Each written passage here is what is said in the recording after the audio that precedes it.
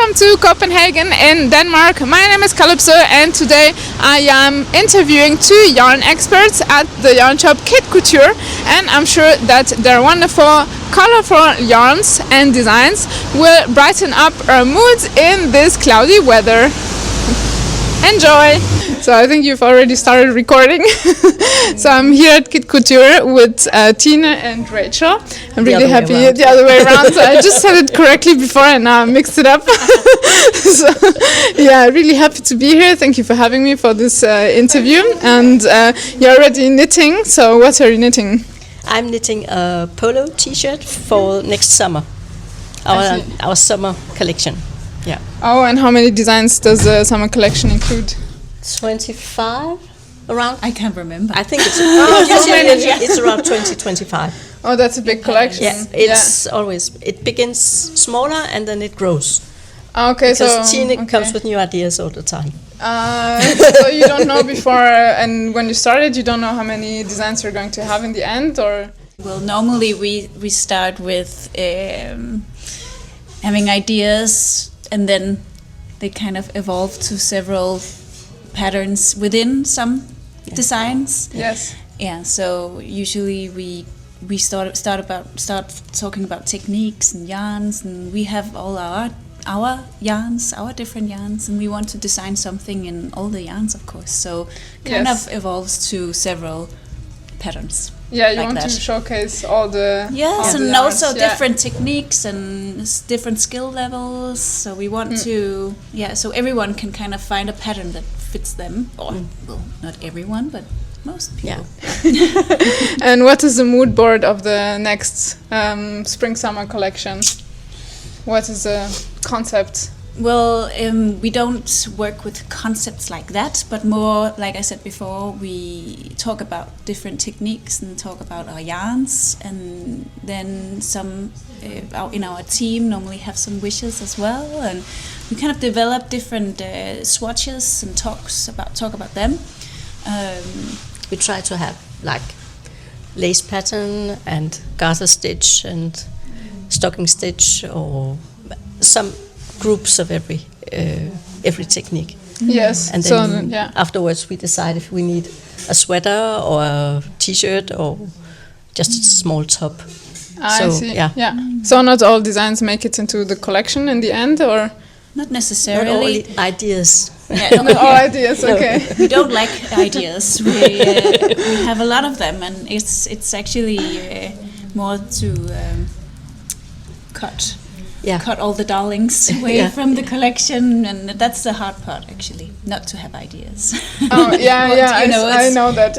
We always have lots of things we want to create, and knitting is a slow craft, and that's also the nice thing about it. Yes. Yeah, and it's important to keep it slow and not like try to make as much as possible, maybe. Or what is your thoughts about that? Well, also to make a design that's really good instead of just good, and sometimes we want to create a lot because we have a lot of ideas, but as you said, it's important to take some steps back and look at it and say, okay, what is most important with this design?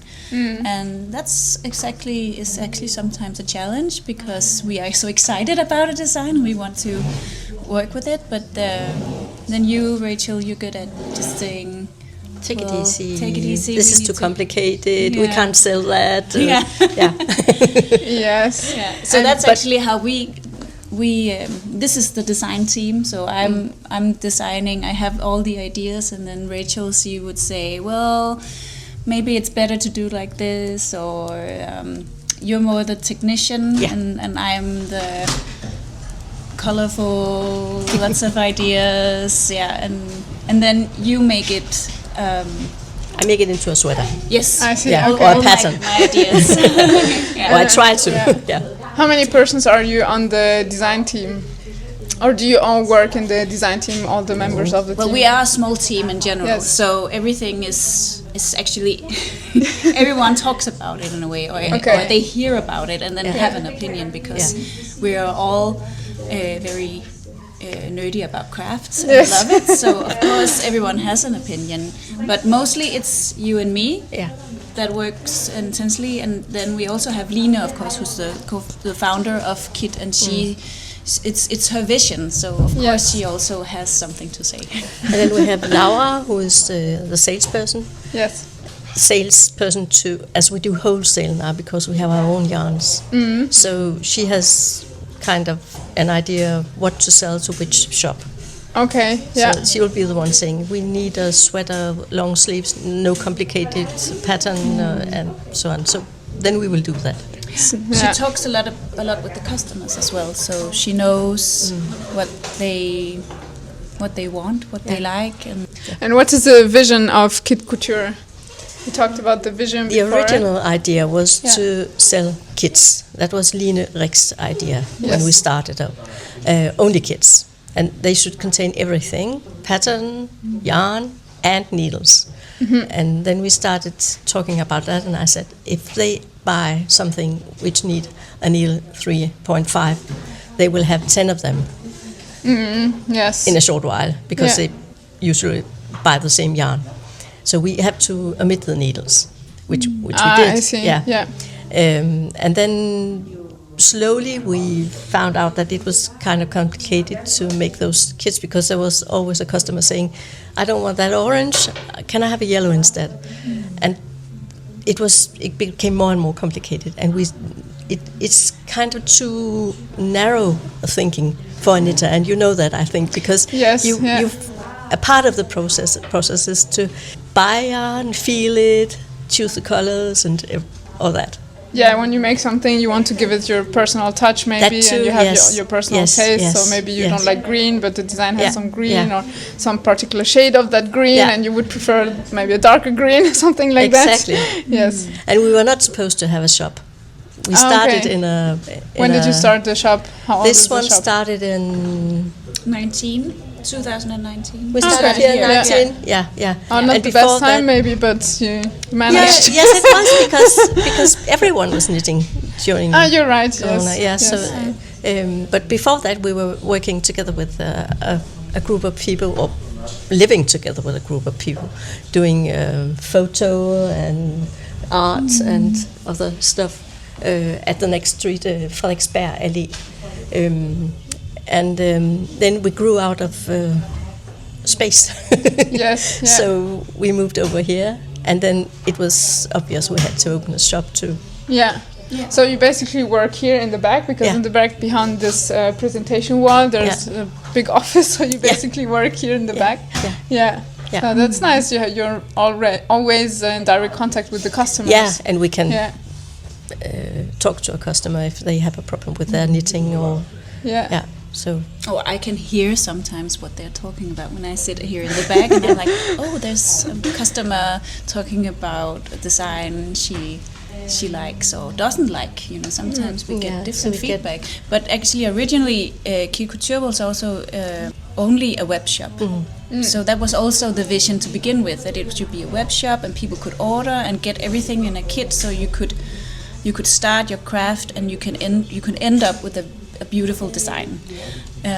But then, of course, we thought, we experienced that people would like to feel the yarns, see our samples, and try them on. So that was when we thought about, okay, we have to start the shop as well. And so you are also an early member of KitCouture?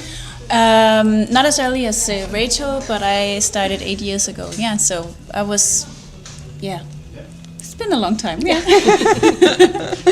And how did you learn knitting? Who Me taught you to knit, or you can both start. of you who wants to start? How did you learn?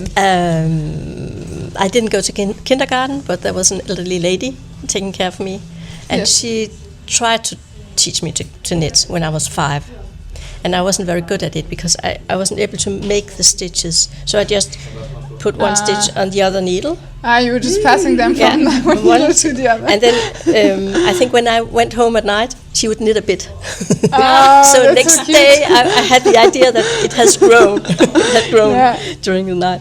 So I think I really started knitting when I was around 12 or 13. Yes. And I'm 62 now, so I've been knitting for your whole life, basically. Yes. Yeah, that's incredible. Yeah, something that helps you also to get along with life, because sometimes you can go through better and maybe less good moments, and you always have your craft you can go back to, and either for enjoying or also maybe for any other feeling you have to process. Yeah. How have you learned knitting? My grandmother taught me, and I can't really remember when she did it, but I remember my first memory of it was actually in high school, and then going back to my grandmother and saying, well, can you teach me again, because now I really want to knit. And then I started in high school and thought that it was okay that I knitted in class. So in my history lessons I was sitting and just, big thick needles, mohair, and there's just these big squares that I used as scarves. That was my first project.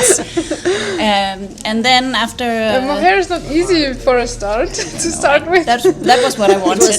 That was the look I wanted. Very much in fashion at that point, wasn't it? Yes, I think 2004.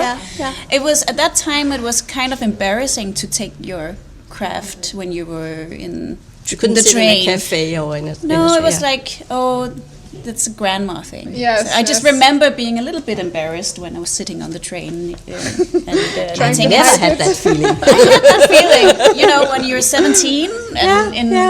But now it's different. Now you're like, look at me. Yeah, I'm knitting. That's right. Yeah. Even when you're young, which is amazing that has happened. That it's become trendy again. Yeah, the perception of knitting has changed quite a lot in the past years. Yes. Definitely. I used to knit in my history classes as well, so we have something in common. But my there. teacher actually said no, you can't, because then we were several starting, and then no.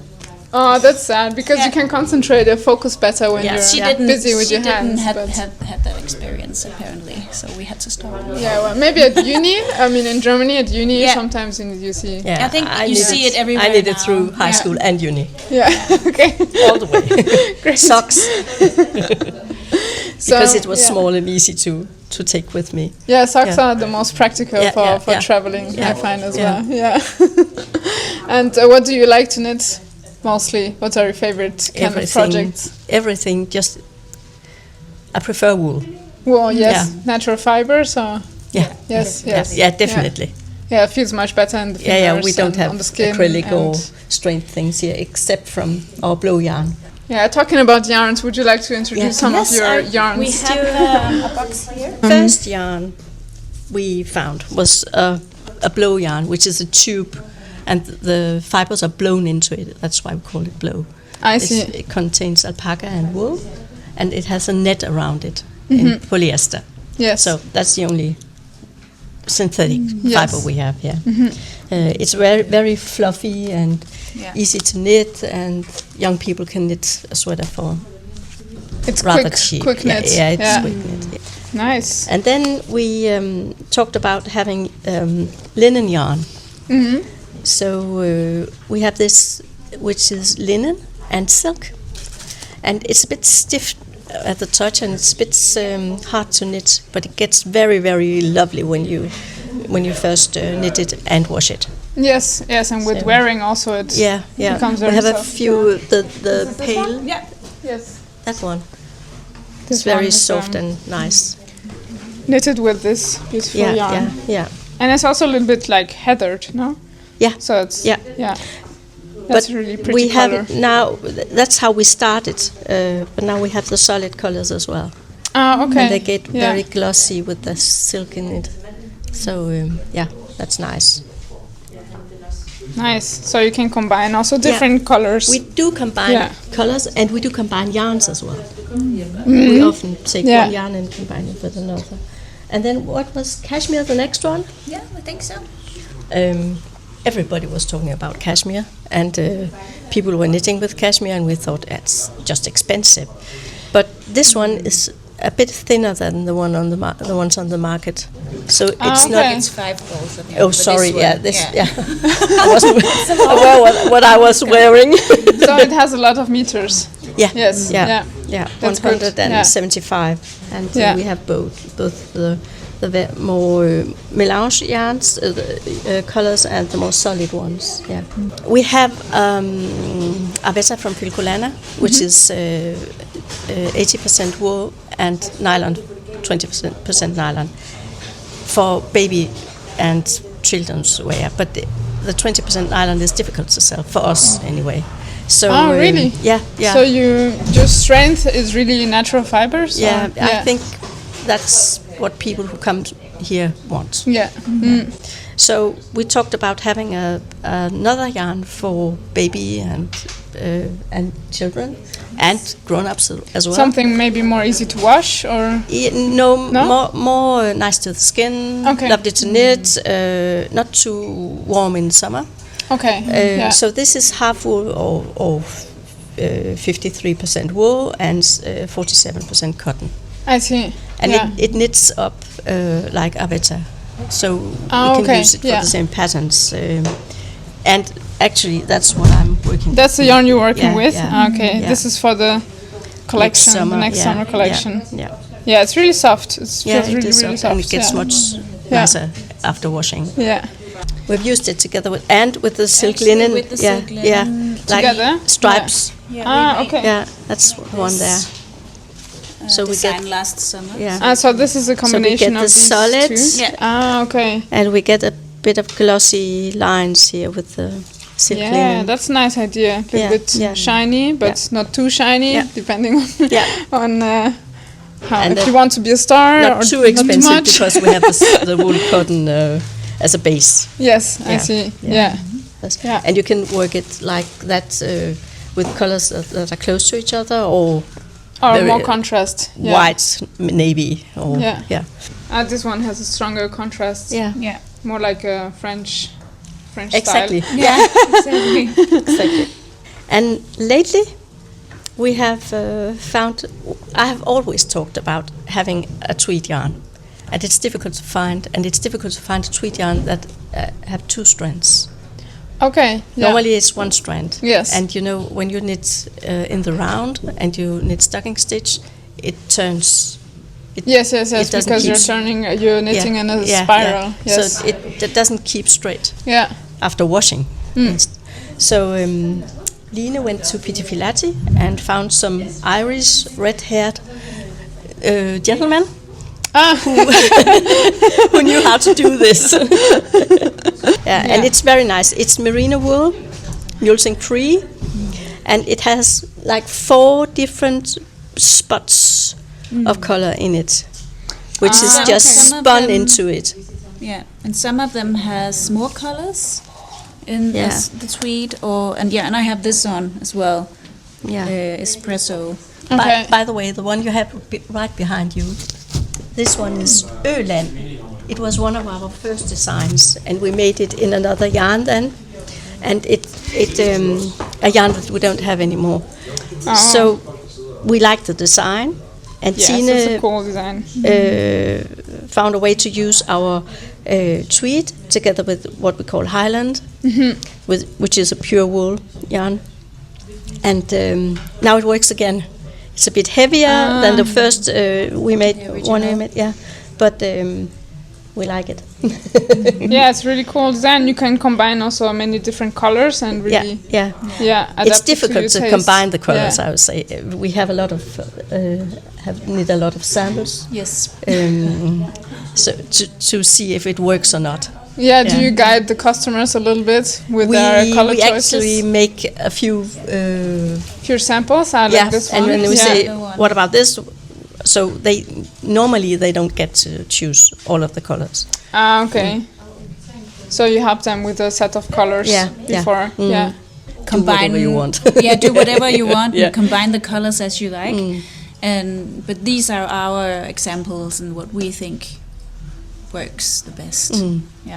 Yeah, you have a really strong design approach, and but you're not only selling in kits at the moment. You're selling kits and also the patterns separately and yarn separately. So either way, if you want to have the full package and if you like this one, then you can have the kit and make exactly this one. Yeah. It's much easier if you fall in love with this color, then you can, it's easier to buy the kit. If you're more creative and really wants to set your own colors, then you can do that as well.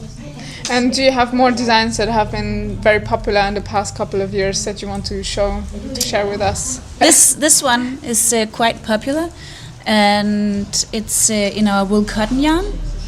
And I think one of its strengths exactly is that it's a quite easy technique. It's stripes, and it's stocking stitch and reverse stocking stitch. Yes, and then you get a quite striking look for these panels and how, and it's quite easy to work. It's a basic pattern, but and with basic color pattern and basic stitch pattern, but it's combined in a really smart way, so that makes it interesting. Yeah. Yes. We have made a sweater too, and we have made it in wool too. Yeah.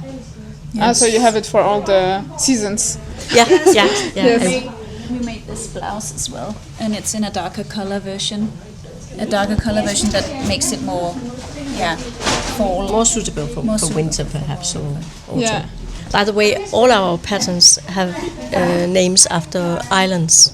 Of Denmark? No, Denmark, Sweden, Iceland. Of the northern part. Yeah. Oh, okay. Yeah. So, do you have a favorite island?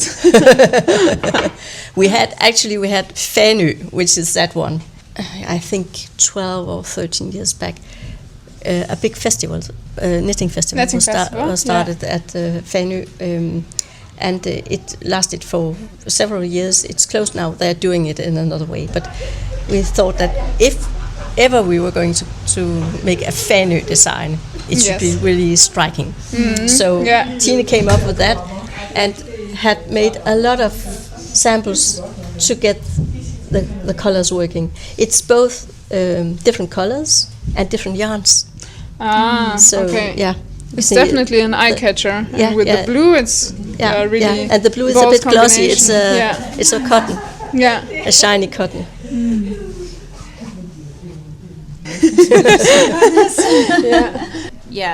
The things we like to design is something that is actually where we play with yarns and we play with colors. And here is where the kit makes sense, because you get a lot of different yarns and the colors are made to... It's a bit too complicated to decide your colors yourself here. Yes. Yeah, because you can't have to imagine how it will work out. I imagine that you do many swatches to make sure that the colors really match and that they pop out nicely, and that the contrasts are also well balanced, because sometimes when you combine the colors and you don't make a swatch before, then you buy the yarn and maybe you notice when knitting, this color doesn't pop out enough, or this one is a little bit too pale, or maybe I should have knitted, I don't know, this part of the pattern with this color and the other way around. So it's nice to have the chance to have so many different yarns and try it out before it make swatches and be sure that it looks harmonious and that the colors make sense. Also, a big part of the team, all our test knitters around the country. And they test all our patterns. Testers. Test knitters. And even though we don't, see them here as our team, but they create all our samples. And they send them in. And normally I make the first. I work sample. Size small. Yes. And then we have size large worked as well to evaluate how much yarn, and please find some errors in the pattern. To make sure that it fits. Yes.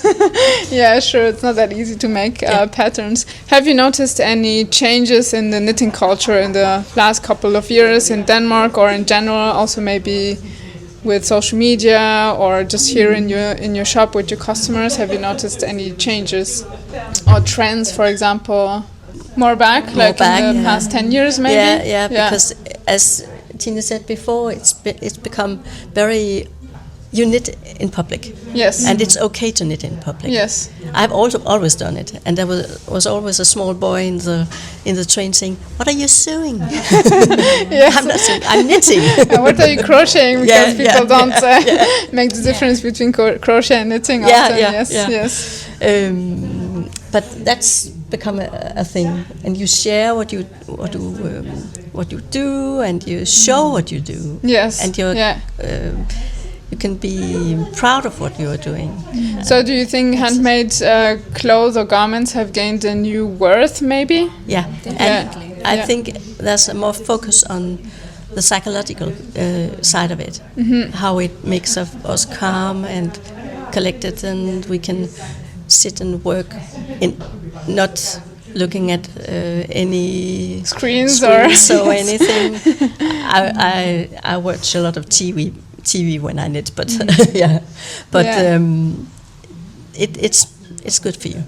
Yeah, in Copenhagen, it's my second time here, and first time I came, it was a little bit warmer, and I could see so many young people wearing their knits, and I mean, I've been knitting for more than 20 years, so I kind of recognize when something is handmade or not. Yeah. And really in Copenhagen, you see so many people wearing their hand knits, and I think that's incredible. It's not like in Berlin, sometimes I see people wearing their hand knits, but it's not as popular as in Denmark.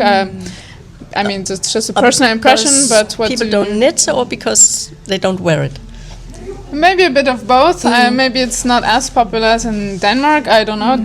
What do you think is the place of knitting in Danish culture?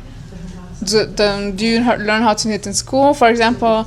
I think a few decades ago it was standard to learn knitting or crocheting in school in Germany, but now it's not the case anymore. When I was a child, I was knitting.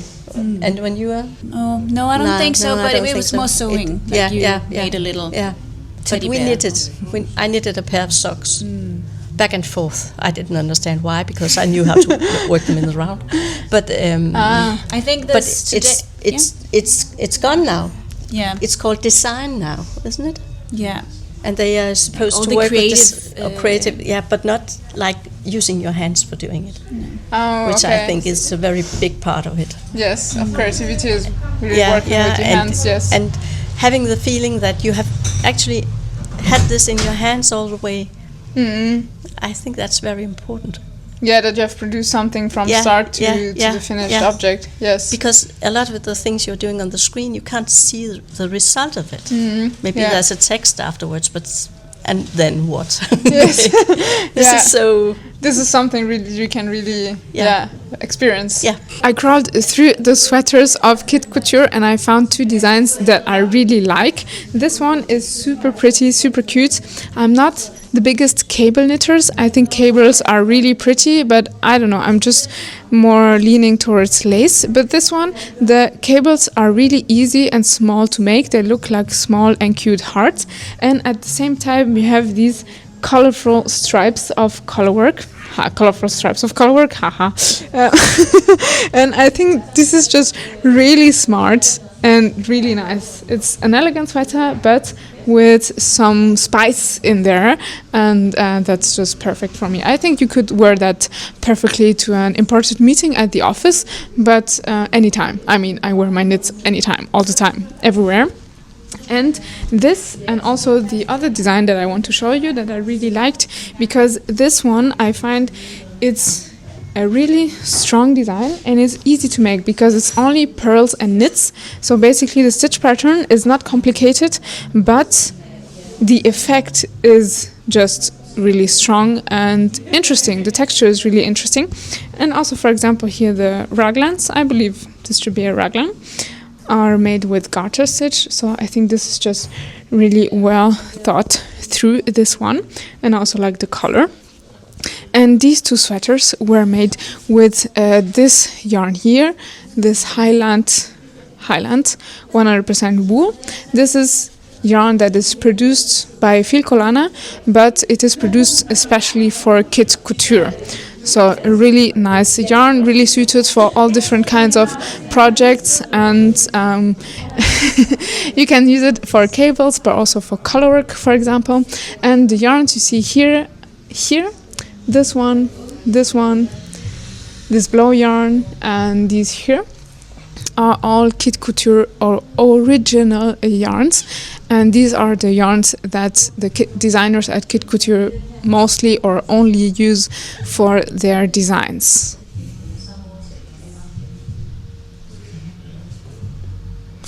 So these are the magic yarns and I'm going to show you now where the magic happens. The magic happens here in the back. Here is where the magic happens at KitCouture offices, where the designers develop really nice patterns and ideas and also think through the patterns so that you can get at the end a really nice product with well matched colors. And this is how a mood board for knitters look like. This is the future, the next spring summer collection, and this is a really interesting insight. That's special, I think. That's totally special to be able to look at this, the drawings, the details, the constructions, the colors, the swatches. This is a lot of work. It doesn't look like a lot of work, but this board is a lot of work. A lot of energy has gone into this, and I think that's just crazy inspiring. Yes, and here you have so many swatches of the KitCouture yarns. For this winter collection, KitCouture has collaborated with this young Danish designer, I believe, and they made a collection that is called Spectacle Strick. Spectacle sounds a little bit like theater, and the idea of this collection is to make bold cables. So it's a little bit different to the style of KitCouture. I think that they left a little bit their comfort zone and just huge big sweaters with big nice cables and bold colors. I think that's really cool. I like it. It's maybe not my style, what I would wear, but I think that's a really nice eye catcher. And it's always nice to see collaborations and to see the results of collaborations when two minds with different ideas and a different set of skills and experience and with a different story come together and produce something really nice to make other people happy for knitting. So we talked about this blow yarn before, and it looks really fluffy. These are some of the colors, or maybe all of the colors that are available from this blow yarn. And behind me you'll see many designs and samples of KitCouture. It is really smart to have samples at your shop, samples of your designs, because customers and knitters can come in, try on the samples, see which size suits their body type best, and also which color combinations look the nicest or are more suited for their taste, depending on your skin tone, for example, on your hair color, or on your overall style, what kind of color you prefer. For example, we have seen in the interview these two different sweaters, and you can come into the shop and check out which one suits you best, which one you prefer, and buy your yarns accordingly. So remember, it's always smart to have samples at your knitting store. And do you see any trends in knitting in Denmark or in general? Where's knitting going? Is there some particular trends in the designs or in the types of yarns or in mindset of people or in their taste or what they're looking for? Well, I feel like the Danish knitting tradition is really growing, and there's always been knitters, but like the past 10 years it's something more common. Like it's common to knit, and when that happens, and you see also people taking more risks and trying to express themselves in different ways. I especially see that in young people, just trying to create from textiles or yarns, and it's become very trendy here in Copenhagen, especially in Denmark, to create your own wardrobe. And it's not just sweaters anymore, because now you have lots of sweaters. Now you want to knit skirts, you want to knit hats, you want to knit, so you have like a full look. So I think that's something you see more, and you also see people wanted to explore crafts even further, maybe learn more different crafts. And I also think there's a lot of community building in this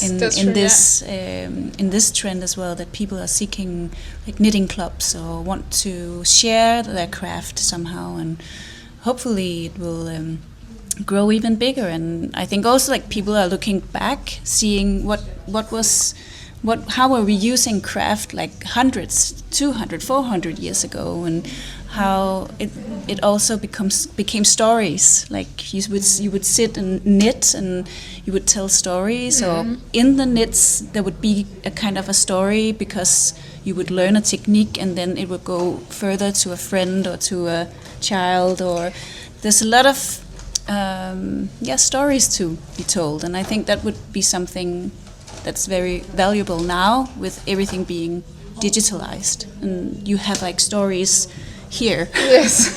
Yeah. And then that's why you keep your sweaters as well. You keep them because this one is more than 15 years old. It's really old. Wow. Yeah, I made it really long time ago. Yeah. So that's why it's also so 4 squares. Basically 4 rectangles. Yeah. So hopefully children today will be much more aware of how garments are made, how materials are made, and hopefully we, in that sense, can be more aware of how we produce textile and clothing today, because we need to stop producing rethink that. it. Rethink it. Yeah. Be more conscious about what we're wearing. Yeah. Yes. Yeah, I think that's a really nice ending. And I think thank you very much for telling your story. I think it was really, really nice story. Thank you. And thank you for having me. I had a great time.